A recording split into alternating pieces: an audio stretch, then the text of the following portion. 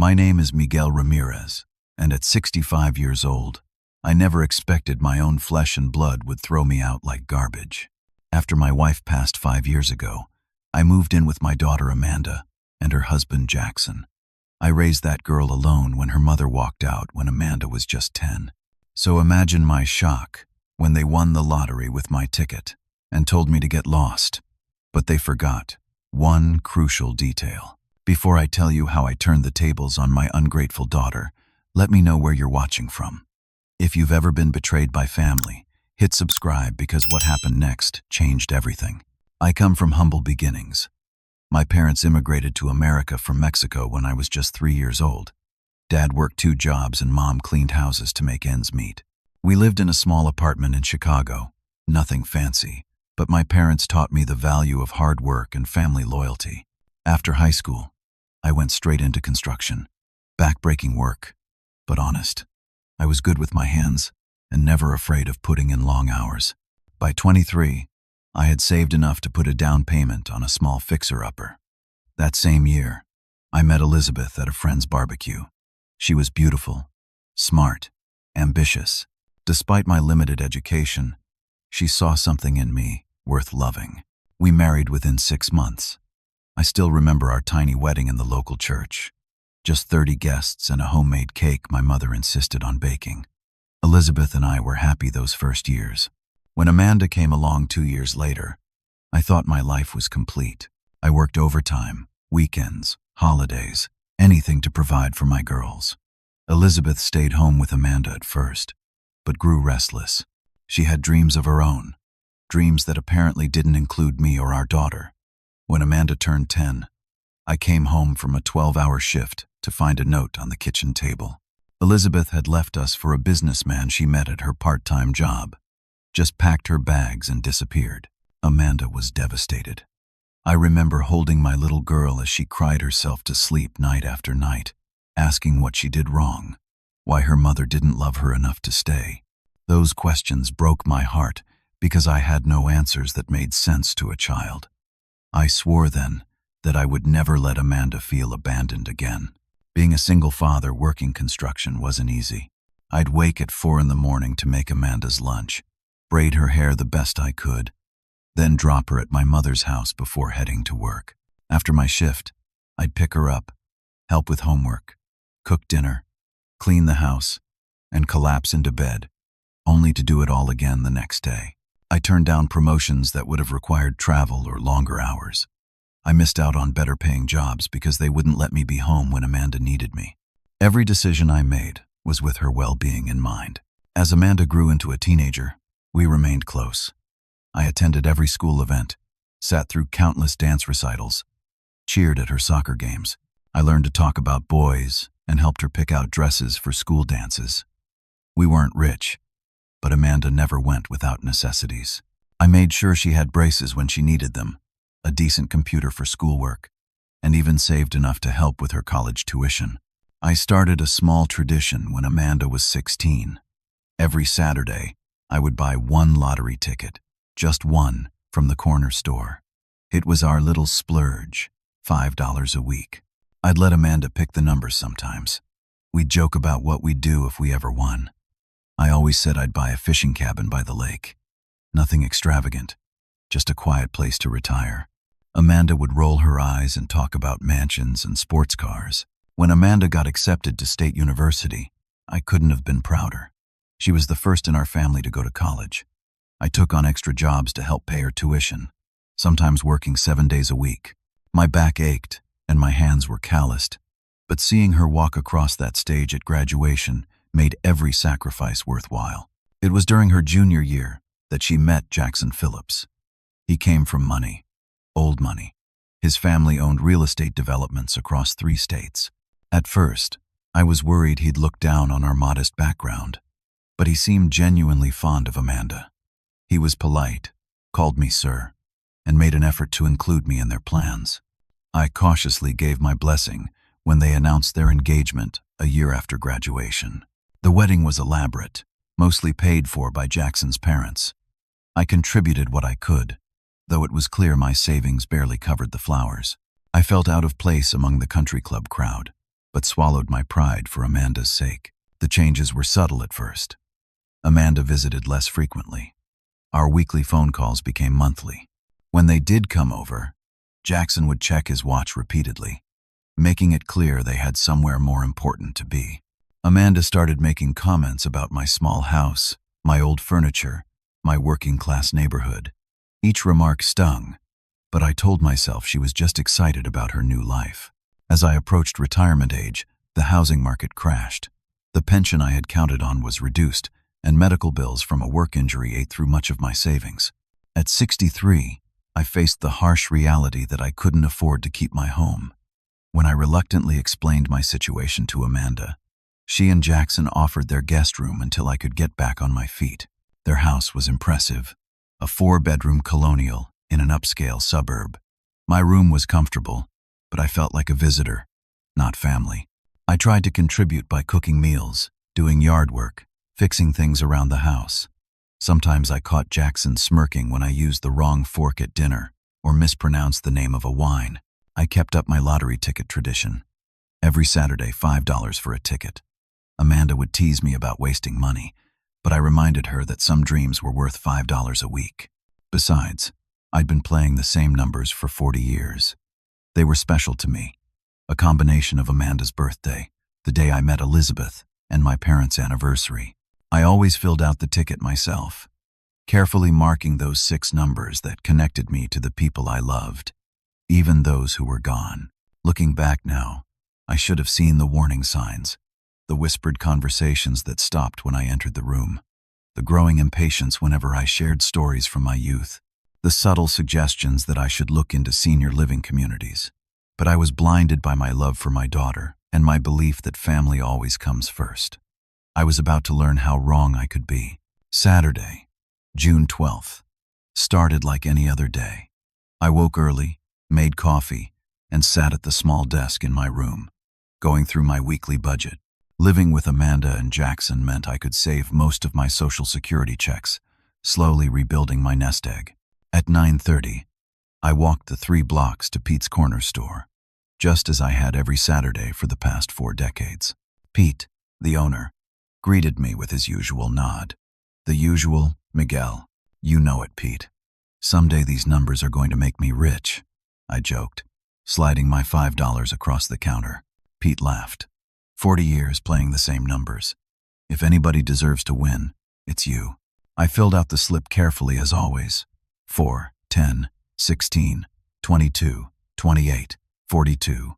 Each number had meaning. 4 for April, when Amanda was born. 10 for October, when I met Elizabeth. 16 for the date of my parents' wedding. 22 for the age I was when I bought my first home. 28 for the day Elizabeth left. 42 for no reason except it felt right. That evening, I sat alone in my room watching the lottery drawing on my small television. Amanda and Jackson were at some charity gala. I wasn't invited. The announcer's voice droned on about the record jackpot, $120 million. I barely paid attention, having gone through this ritual without success hundreds of times before. Then the first ball dropped. 4. I straightened in my chair. The second ball. 10. My heart began to race. 16. 22. By now, my hands were shaking. 28. I held my breath as the final ball tumbled down. 42. The room started spinning. I stared at my ticket, then back at the screen, then back at my ticket. All 6 numbers matched. After 40 years of playing, I had actually won. I tried calling Amanda immediately, but she didn't answer. I left a message, asking her and Jackson to come home as soon as possible. I paced the floor for hours, checking and rechecking my ticket, afraid it might vanish if I set it down. Finally, around midnight, I heard their car in the driveway. "Dad, what's the emergency?" Amanda called out as she entered the house, irritation evident in her voice. I could barely contain myself. "Sit down, both of you." Jackson rolled his eyes. "It's late, Miguel. Some of us have work in the morning." I ignored his tone. "I won the lottery." They stared at me blankly. "The lottery," I repeated, holding up my ticket with trembling fingers. All 6 numbers. $120 million. Amanda snatched the ticket from my hand. her eyes widening as she compared it to the numbers on her phone. Jackson looked over her shoulder, his expression transforming from skepticism to shock, to something I couldn't quite identify. "Oh my God," Amanda whispered. "It's real." The next few minutes were a blur of excitement. Amanda hugged me. Jackson shook my hand vigorously, all previous condescension forgotten. We stayed up until 3 in the morning, talking about possibilities, dreams, plans. For the first time in years, I felt like part of the family again. "We need to keep this quiet until we figure out what to do," Jackson advised. "No telling Pete or anyone else yet," I agreed. Stories about lottery winners being harassed or worse were common enough. "The ticket should be kept somewhere safe," Amanda said. "Dad, why don't I put it in our home safe for now? It's fireproof and bolted to the floor in our closet." It made sense, though a small voice in my head suggested I should keep it myself. Still, I trusted my daughter. I handed over the ticket, watching as she carefully placed it in an envelope. The following days were a whirlwind. Jackson took time off work. Amanda canceled appointments. They researched lottery protocols, tax implications, investment strategies. I was included in these discussions at first, nodding along, though much of the financial terminology went over my head. Then came the media attention. Someone at the Lottery Commission must have leaked that the winning ticket had been sold at Pete's. Reporters camped outside his store, interviewing regular customers. Pete mentioned me to a reporter, saying I'd been buying tickets for decades. Suddenly, there were news vans on Amanda and Jackson Street. "We need to go to the Lottery Commission and confirm the win," Jackson announced one morning, about a week after the drawing. "The sooner we do that, the sooner we can hire proper security and management." "I'll come with you," I said, reaching for my jacket. Amanda and Jackson exchanged glances. "Actually, Dad," Amanda said carefully, "Jackson and I think it might be better if we handle this part. There will be lots of paperwork, lawyers, financial advisors. We don't want to overwhelm you." I felt a twinge of unease, but nodded. "You're probably right. Just make sure they know I'm the one who bought the ticket." "Of course," Jackson said smoothly. "We'll take care of everything." After they left, I tried to distract myself with television, but couldn't focus. Something felt off. Over the past week, I had noticed Amanda and Jackson having whispered conversations that stopped when I approached. They'd taken several calls behind closed doors.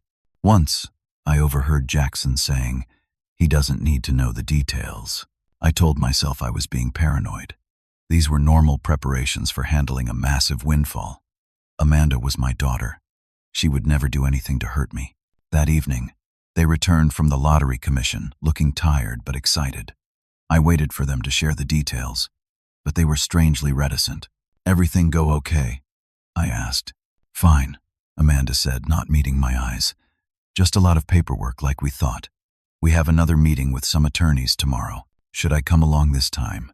"No need," Jackson said quickly. "It's just preliminary stuff. Setting up trusts, tax planning, nothing interesting."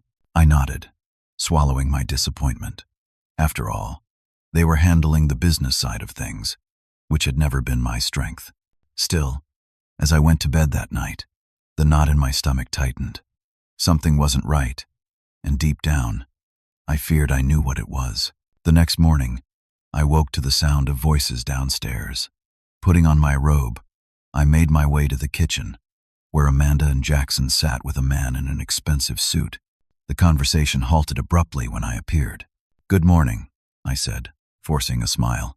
"Don't let me interrupt." "Dad, this is Mr. Davis, from Whitaker and Associates," Amanda said. "He's helping us with some legal matters." Mr. Davis nodded politely but didn't offer his hand. "I was just leaving, actually. We've covered what we needed to." After he left, an uncomfortable silence filled the kitchen. I poured myself a cup of coffee and sat down across from them. "So," I began cautiously, "when do we discuss what happens with the money? I've been thinking about helping you two pay off your mortgage, maybe setting up college funds for when you have kids." Jackson cleared his throat. "Actually, Miguel, Amanda and I have made some decisions about the money." The way he said it sent a chill down my spine. Amanda wouldn't meet my eyes. "We've set up a trust in our names. The lawyers advised us that's the cleanest way to handle things." "Our names?" I repeated. But I'm the one who bought the ticket. Jackson's expression hardened. Well, that's a matter of interpretation, isn't it? The ticket was purchased while you were living in our home, on our dime. I stared at him, then at my daughter, waiting for her to correct him, to laugh and say it was all a misunderstanding. She said nothing. Amanda, I said softly, you know I bought that ticket. I've been playing those same numbers for 40 years, since before you were married, before Jackson was in our lives. She finally looked at me, and what I saw in her eyes broke my heart. Calculation, coldness, nothing of the little girl I had raised. Dad, she said, her voice unnaturally composed. We've talked to the lawyers. Possession is 9/10 of the law. The ticket is in our safe. We took it to the commission. Our names are on the claim. I felt as if I'd been punched in the stomach. You put your names on my lottery claim? It's done, Jackson said flatly. The press conference is tomorrow. The story is that Amanda and I bought the ticket, a spur-of-the-moment purchase while getting groceries. My hands began to shake. This is theft. You're stealing from me, your own father. Don't be dramatic, Amanda sighed. We'll take care of you. Set you up in a nice senior community. I don't want to be set up, I said, my voice rising. That's my money, my ticket, my 40 years of playing those numbers. Jackson stood up, towering over me. It's our ticket now. And frankly, Miguel, your presence here is becoming a problem. The media is asking questions about you. It complicates our narrative. My narrative? I echoed incredulously. My narrative is that I worked my fingers to the bone for 45 years, raised my daughter alone, gave her everything I had, and now she's stealing $120 million from me. Amanda's face hardened. We're not stealing anything. We're securing our future. And if you can't be supportive, then maybe it's time you found somewhere else to live. I looked at my daughter, searching for any sign of the loving child I had raised. There was nothing there but cold entitlement. You'd throw me out? After everything? Don't act so surprised, Jackson sneered. You've been a burden since the day you moved in. Your social security checks barely cover what you eat. We don't need your pennies anymore, Amanda added, her voice cruel in a way I'd never heard before. Get out. The words hit me like physical blows. I stumbled backward, gripping the counter for support. 65 years old, and my own daughter was tossing me aside like trash. You have until tomorrow, Jackson said. We have movers coming to prepare the house for the media. Find a hotel. With what money? I asked, my voice barely a whisper. Figure it out, Amanda snapped. You've got your Social Security. That's more than most people have. I stood there, frozen in shock and grief. My mind raced back through the years. All the bedtime stories, school plays, skinned knees, homework help, driving lessons. All the times I went without so Amanda could have what she needed. All for nothing. Jackson moved toward me, his intention clear. He was going to physically remove me from the kitchen, from the house. As he grabbed my arm, something shifted inside me. A memory surfaced, sharp and clear. I pulled away from his grip. Wait. Something in my tone made them pause. Before I go, there's something you both should know, I said, fighting to keep my voice steady. Save the guilt trip. Amanda scoffed. It won't work. I shook my head slowly. Not a guilt trip. A question. Did you even look at the lottery ticket before you claimed it? Jackson frowned. What are you talking about? Of course we did. I mean really look at it, I clarified. Did you read whose name is on the ticket? Amanda rolled her eyes. It doesn't matter whose name is on it. We have possession, and possession is 9/10 of the law, like I said. I managed a small smile, the first genuine one since this nightmare began. Daughter, did you at least read whose name is on this lottery ticket? Something in my calm certainty made them exchange nervous glances. Jackson disappeared upstairs, presumably to check the ticket in their safe. Amanda's confidence wavered. What are you talking about?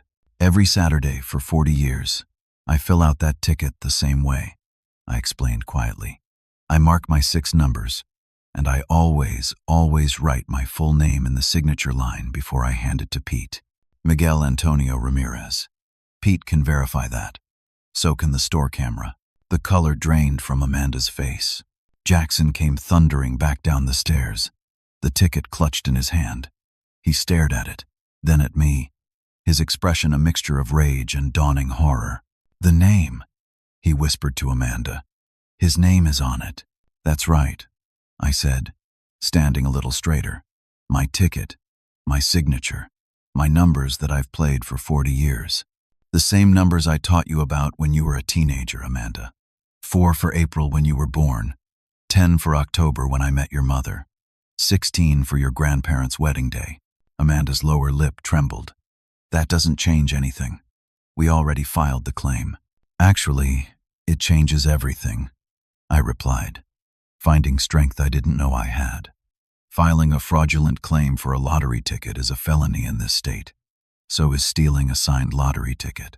The commission investigates all major wins, especially when the media starts asking questions. And they will ask questions when they find out Pete has been telling reporters for a week that I'm the one who's been buying tickets for 40 years. Their faces turned ashen as the implications sank in. "You wouldn't," Amanda whispered. "You wouldn't send your own daughter to jail." The Amanda I knew, the one I raised, would never have betrayed me like this. Looking at the stranger before me, I felt a deep sadness, but also a resolve I hadn't experienced in years. "I'm leaving now," I said quietly. "Not because you're throwing me out, but because I choose not to stay where I'm not wanted. But that ticket comes with me. It's mine, and we all know it." I held out my hand. After a long, tense moment, Jackson reluctantly placed the ticket in my palm. I carefully folded it and put it in my wallet. "Dad," Amanda began, her tone suddenly conciliatory, "we can work this out. We were just stressed about the media attention." "No," I said simply. "I don't think we can." I walked past them to my room, packed a small bag with essential clothes and my few valuables. As I headed for the front door, neighbors were watching from their yards, curious about the commotion. I held my head high as I walked away from the house, away from the daughter who had broken my heart in a way I never thought possible. I checked into a modest motel about a mile from Amanda's neighborhood. The room was clean but Spartan, nothing like the comfortable guest room I'd left behind. But it was mine, paid for with my own money, and that meant something. Sitting on the edge of the bed, I finally allowed myself to feel the full impact of what had just happened. My hands shook as I pulled out my cell phone and called the one person I knew I could trust. "Thomas, it's Miguel. I need your help." Thomas Garcia had been my friend since high school. He'd gone to night school while working days, eventually becoming an attorney specializing in family law. We'd stayed close through the years, even when our paths diverged. "Miguel, what's wrong? You sound terrible." I explained everything, my voice breaking several times during the story. Thomas listened without interrupting, a skill that had served him well in his career. "Those ungrateful," he muttered when I finished. "Stay where you are. I'm coming to get you." An hour later, I sat in Thomas's kitchen while his wife Maria made coffee and fussed over me. Their modest home was warm and inviting, photos of children and grandchildren covering the walls. It reminded me of my own house, the one I'd lost to the housing crisis. "You need to contact the Lottery Commission immediately," Thomas advised, his reading glasses perched on the end of his nose as he examined my ticket. "Before Amanda and Jackson try to make another claim." "Can they do that?" I asked. "They can try," Thomas said grimly, "but with your name on the ticket, Pete's testimony, and 40 years of playing the same numbers, we have a solid case. The store's security footage will show you purchasing the ticket that day." Maria set a plate of cookies in front of me. "Eat something, Miguel. You're too thin." I managed a small smile, the simple kindness nearly bringing me to tears after my daughter's cruelty. Thomas made some calls while I ate. By evening, he had arranged a meeting with the Lottery Commission for the following morning. "Get some rest," he told me. "Tomorrow will be challenging, but I'll be with you every step of the way." That night, sleeping in Thomas and Maria's guest room, I dreamed of Amanda as a little girl, sitting on my lap while I explained my lottery numbers to her. In the dream, she smiled up at me with complete trust and love. I woke with tears on my pillow. The Lottery Commission offices were intimidating, a large government building with security guards and metal detectors. Thomas guided me through the process, his presence reassuring. We were shown to a conference room, where 3 official-looking people waited. Mr. Ramirez, a woman introduced as Director Collins, greeted me. We understand there's a situation with the recent jackpot-winning ticket. Thomas took the lead, explaining the circumstances while I sat quietly, the ticket safely in an envelope in my inner pocket. Director Collins's expression grew increasingly concerned. "This is unusual," she admitted when Thomas finished. "We did have a claim filed yesterday by Amanda and Jackson Phillips. They presented themselves as the purchasers of the winning ticket. My client's name is clearly written on the ticket," Thomas pointed out, "and he has 40 years of documentation showing he's played these exact numbers every week." Director Collins nodded. "We'll need to verify all this, of course. Pete's Corner Store has already provided security footage showing Mr. Ramirez purchasing the ticket on the date in question. But given the amount involved and the competing claim, there will be an investigation." "How long will that take?" I asked, finding my voice. "Typically a few weeks," she replied. "In the meantime, no payout will be issued." As we left the building, reporters swarmed around us. Word had somehow leaked about the disputed ticket. Thomas shielded me from their questions, helping me into his car. "Vultures," he muttered as we drove away. Back at Thomas's house, I turned on the television to find my story already making headlines. "Lottery Family Feud" scrolled across the bottom of the screen. There was footage of Amanda and Jackson outside their home, looking polished and innocent as they expressed confusion about the situation. "My father has been under a lot of stress lately," Amanda told the reporters, her eyes wide and concerned. "We're worried about his mental state.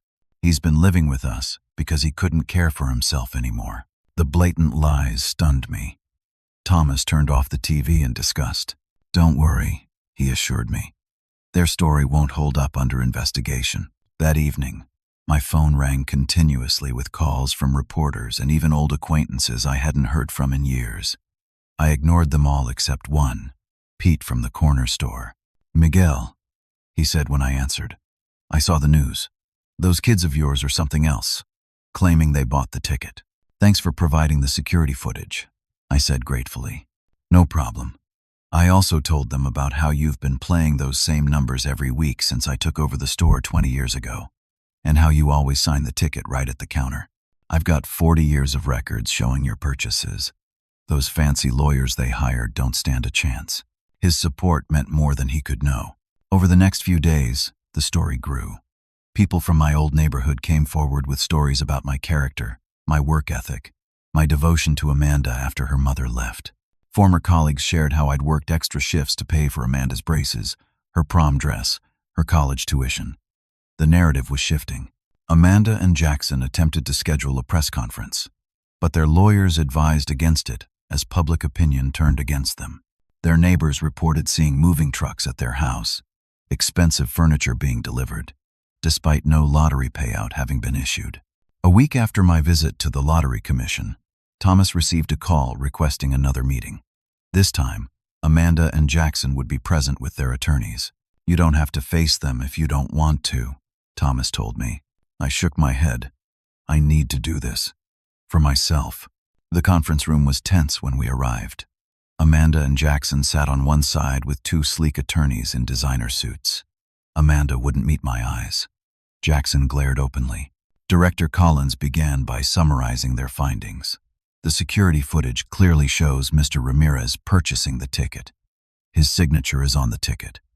The store owner confirms Mr. Ramirez has played these same numbers for 40 years. Multiple witnesses corroborate this pattern. One of Amanda and Jackson's lawyers attempted to interject with arguments about my mental competence and living arrangements, but Director Collins cut him off. "Furthermore," she continued, "filing a false claim for lottery winnings is a criminal offense. The commission would be within its rights to refer this matter to the district attorney's office." The word criminal hung in the air. Amanda finally looked at me, fear replacing the coldness in her eyes. "There's no need for that," I said quietly. "I don't want my daughter facing criminal charges." Thomas gave me a sharp look, but I had made my decision. Despite everything, Amanda was still my daughter. I couldn't bear the thought of her in jail, no matter what she'd done. "What do you propose?" Director Collins asked. "I want what's rightfully mine," I said firmly. "But I'm willing to discuss a settlement." Amanda's lawyers leaned in, suddenly attentive. The negotiations lasted hours.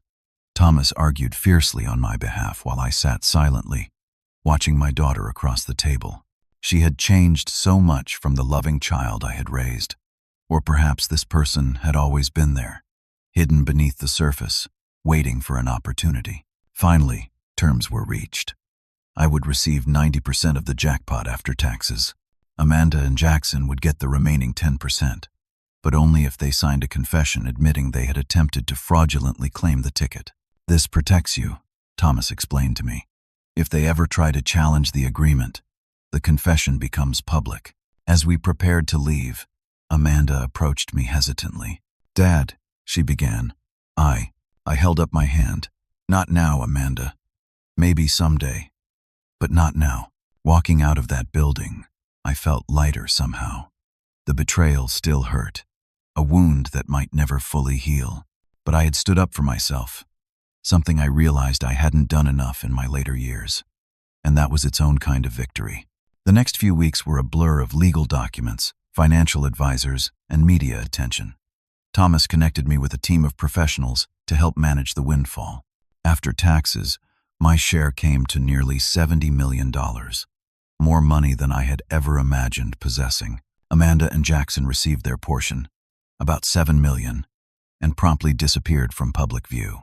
Neighbors reported they had moved out of their house in the middle of the night, leaving no forwarding address.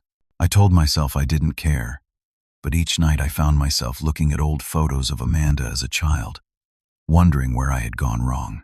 The media painted me as the sympathetic figure, the hard-working father betrayed by his greedy daughter and son-in-law. Talk shows debated the story. Social media exploded with opinions. I declined all interview requests, preferring to maintain my privacy during the transition. My first major decision was buying a house. Not the fishing cabin I had once dreamed of, but not a mansion either. A comfortable 3-bedroom home in a quiet neighborhood, similar to the one I had lost. Thomas helped me with the paperwork, making sure everything was properly handled. "You need to think about security now," he advised as we toured the property. "You're a wealthy man, and that can make you a target." The concept was strange. After decades of stretching every dollar, I now had to worry about having too much money. I hired a financial team recommended by the Lottery Commission, people experienced in helping winners manage their newfound wealth. Maria helped me furnish the house, her practical nature keeping me from extravagant purchases. "You don't need a $5,000 coffee table, Miguel," she scolded when I considered an expensive piece. "That money could help a student go to college." Her words sparked an idea that grew into my first major project. I established the Ramirez Opportunity Scholarship, a fund for hardworking students from low-income backgrounds. The irony wasn't lost on me that I was now able to help others achieve what I had sacrificed so much to give Amanda. Through it all, I kept tabs on Amanda and Jackson indirectly. Friends of friends, social media posts they thought were private, the occasional news item. They had bought a mansion in a gated community, multiple luxury cars, taken extravagant vacations. $7 million was disappearing quickly under their lifestyle choices. Thomas kept me updated on the legal aspects. They tried to challenge the settlement. He informed me one afternoon over coffee in my new kitchen, claimed duress during the signing. "What happened?" I asked, surprised by how little the news affected me emotionally. The judge threw it out immediately. The confession they signed was pretty damning, and they knew that would become public if they pursued it. Their lawyer probably advised them to drop it. I nodded, stirring my coffee thoughtfully. "Do you think they'll be okay when the money runs out?" Thomas gave me a searching look. "You still care about them, after everything?" "She's my daughter," I said simply. "That doesn't change, even if our relationship has." 6 months after the win, I received an unexpected call. The number wasn't familiar, but something made me answer rather than sending it to voicemail as I did with most unknown callers. "Dad?" Amanda's voice was small, uncertain. My heart clenched. "Amanda." A long pause followed, filled with unspoken words. I'm calling because..." She hesitated. "We're having some financial difficulties." Of course they were. 7 million gone in 6 months. What kind of difficulties?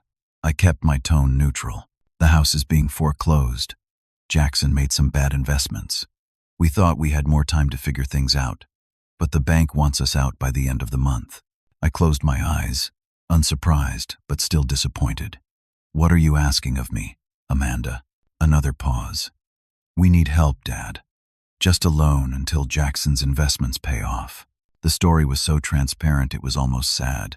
There were no investments, just poor decisions and extravagance.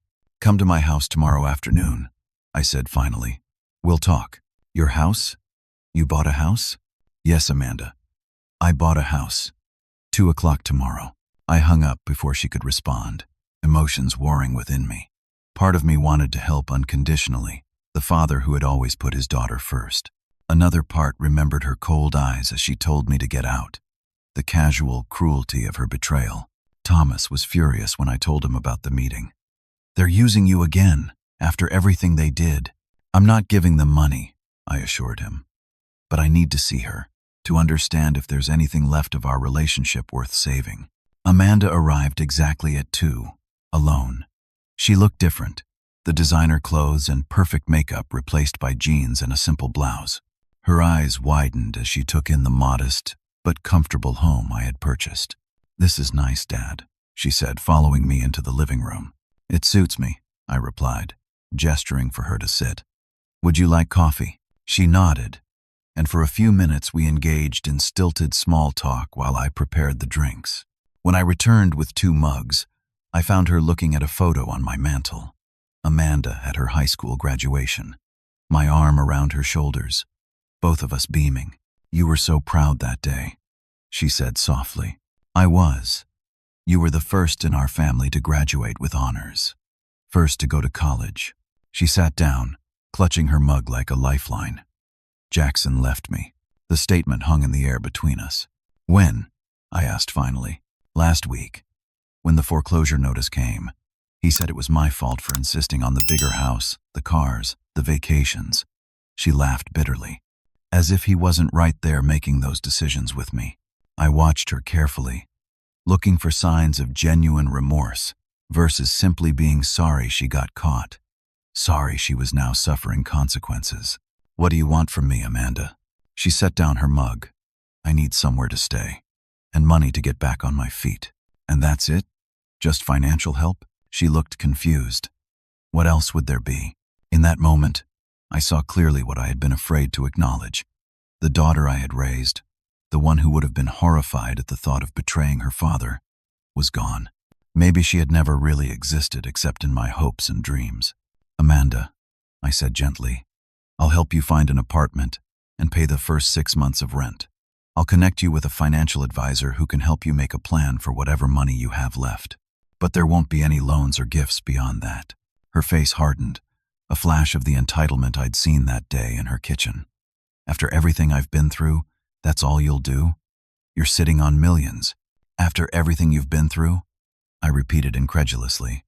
You tried to steal my lottery winnings. You threw me out of your house. You lied to the media about my mental state. We made a mistake, she cried. People make mistakes. I shook my head sadly. A mistake is forgetting an appointment or saying something hurtful in anger. What you and Jackson did was calculated and cruel. And even now, you're not here because you regret hurting me. You're here because you need money. Tears filled her eyes, but I couldn't tell if they were from genuine emotion or frustration at not getting what she wanted. Take some time to think about what kind of relationship you want with me going forward, I said, standing to indicate the conversation was over. My offer stands about the apartment and financial advisor. Call me when you've decided. After she left, I sat alone in my living room for a long time, coming to terms with a painful truth. Sometimes, despite our best efforts, despite love and sacrifice and good intentions, people choose a path we cannot follow. And sometimes, the healthiest thing we can do is let them walk that path alone. Amanda accepted my offer of help with the apartment, though not without additional attempts to secure larger sums of money. I remained firm, a new experience for both of us. Throughout my life, I had given in to her wishes, worked extra hours for her needs, sacrificed my own comforts for her happiness. Learning to set boundaries was difficult but necessary. The apartment I helped her find was modest but in a safe neighborhood, walking distance to several businesses where she might find employment. When I dropped her off with her few remaining possessions, the contrast to her previous life was stark. Gone were the luxury cars and designer clothes. Gone was the confident woman who had told me to get out of her house. In her place stood someone I barely recognized, humbled but not necessarily changed at her core. "The rent is paid through December," I reminded her. "The financial advisor will call you tomorrow to set up a meeting." She nodded, not meeting my eyes. "Will you come visit?" The question caught me off guard. "Do you want me to?" A long pause followed. "I don't know." Her honesty, perhaps the first real honesty between us in years, was strangely comforting. "Let me know when you figure it out," I said, and left her to settle in. Meanwhile, my own life was transforming in ways I never could have predicted. The scholarship fund I had established was gaining recognition. Local schools were sending their most promising students to apply. I found joy in reading their applications, seeing their potential, knowing I could help make their dreams possible. Thomas encouraged me to get involved in other charitable endeavors. "You always wanted to help people, Miguel. Now you have the means to do it on a larger scale." I started volunteering at a center for disadvantaged youth, teaching basic carpentry skills. The familiar feel of tools in my hands, the satisfaction of creating something useful, the appreciation from teenagers learning a trade, all filled a void I hadn't realized existed. 3 months after moving into her apartment, Amanda called me. "I got a job," she announced without preamble. "That's good news," I replied, genuinely pleased. "Where?" "Franklin's department store. Just sales associate for now. But the manager says there's opportunity for advancement." I remembered Amanda's first job in high school, working at a small boutique. She had been so proud of her employee discount, bringing home slightly damaged items she'd purchased at half price. "I'm proud of you," I said, meaning it. Working for a living again might be the best thing that could happen to her. "The financial advisor has been helpful," she continued. "He's helped me make a budget, figure out how to live within my means. Basic life skills that she should have learned years ago. Skills I thought I had taught her. Somewhere along the way, between marrying into Jackson's wealthy family and adopting their values, she had lost those lessons. Would you like to have dinner sometime?" she asked hesitantly. "Maybe next weekend?" I considered the invitation. Part of me wanted to refuse, to protect myself from further disappointment. But another part, the part that would always be her father, couldn't close the door completely. "Sunday," I suggested. "There's a new Italian place near my house that's supposed to be good." Our dinner was awkward but not entirely unpleasant. We stuck to safe topics: her job, my volunteer work, a movie she'd seen recently. Neither of us mentioned Jackson or the lottery. As I drove her home afterward, I realized it was the first step on a very long road, one that might never lead back to what we once had, but perhaps towards something new. The 1-year anniversary of my lottery win approached. The media had long since moved on to other stories, though occasionally a reporter would call, wanting to do a "Where Are They Now" piece. I declined all interviews, preferring to keep my life private. Thomas and Maria invited me over for dinner to mark the occasion. Their home had become a second home to me, their extended family embracing me as one of their own. Their grandchildren called me Tio Miguel and clambered onto my lap for stories. To Miguel, Thomas toasted at dinner, raising his glass. "Who taught us all that integrity still matters in this world?" I felt my eyes grow moist. "To good friends," I responded. "The true wealth in any life." Later that evening, as Maria cleared the dishes despite my offers to help, Thomas pulled me aside. "I got a call from Jackson's attorney today." My stomach tightened. What did he want? They're trying to overturn the settlement again. New angle this time, claiming the confession was signed under duress. I sighed heavily. "Will it work?" Thomas shook his head. "Not a chance. The Lottery Commission documented everything meticulously, but they'll drag it out, cost you legal fees, stress you out. It's harassment. Plain and simple."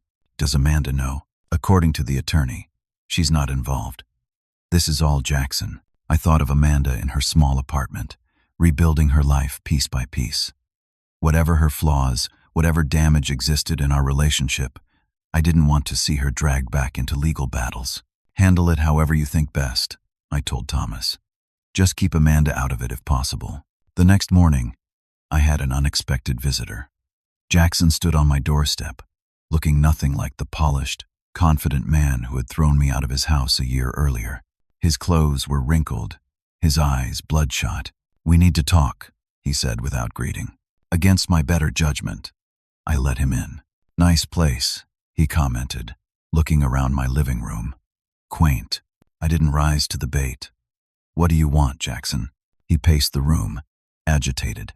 "I need money. Investment capital. I have a sure thing, but I need backers." "And you came to me?" I couldn't keep the incredulity from my voice. "After everything?" He waved dismissively. "Ancient history. Business is business. I'm offering you an opportunity to multiply your money." The sheer audacity was almost impressive. "Almost. The answer is no," I said firmly, "and I suggest you drop the new legal challenge. It won't succeed."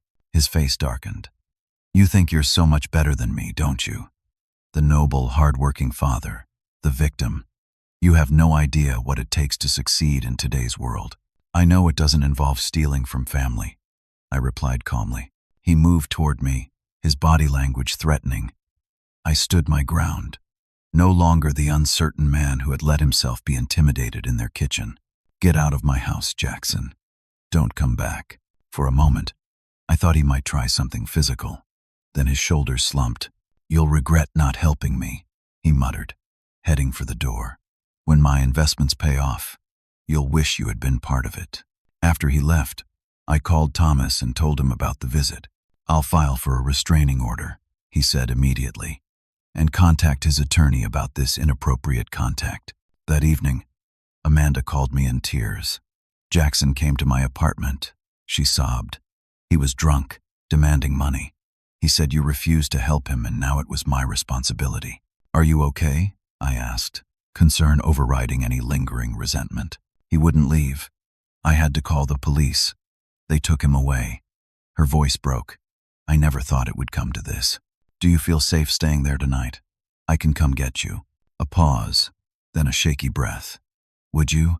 I don't want to be alone." An hour later, Amanda was settled in my guest room, the one I had furnished but rarely used.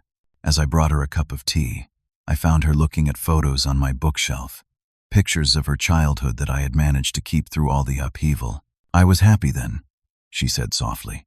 "We both were." She turned to face me, her eyes red from crying. "I'm sorry, Dad. I'm sorry for what we did to you. It was wrong and cruel and I have no excuse." For a year, I had waited for those words, imagined how they might affect me. The reality was both less and more than I had anticipated.